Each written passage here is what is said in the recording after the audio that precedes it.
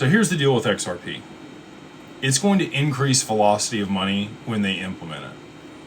Traditionally, the only lever that they could pull at the Fed to do that was lower interest rates.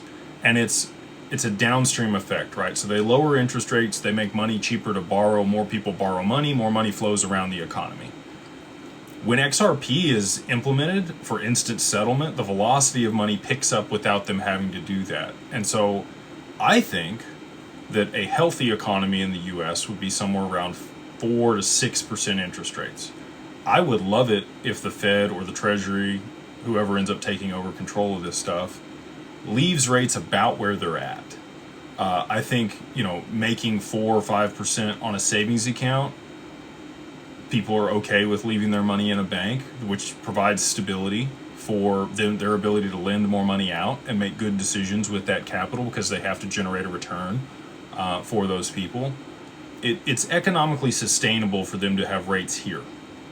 If they continue to lower interest rates, we get into a position like Japan's been in for the past 30 years where it's difficult to raise them without causing people to be over leveraged because people continue to extend themselves to however much leverage they can get. And if the money is free, like it's been in Japan, we see tens of trillions of dollars that have been borrowed from the Bank of Japan and put to work across multiple economies, which is now a global margin call waiting to happen.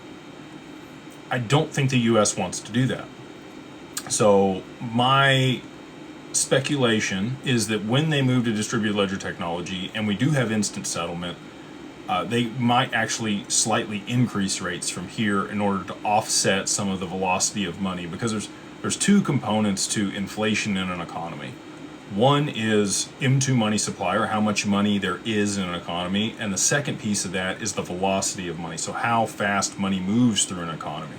So I buy a hot dog, the hot dog guy gets gas, the gas guy at the gas station, buys a soda or a pizza later that night.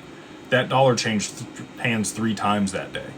That is a fast velocity of money. Right now, the velocity of money is the least it's ever been. People are hoarding cash. If they do have cash, they're stockpiling it in assets, trying to get out of fiat dollars.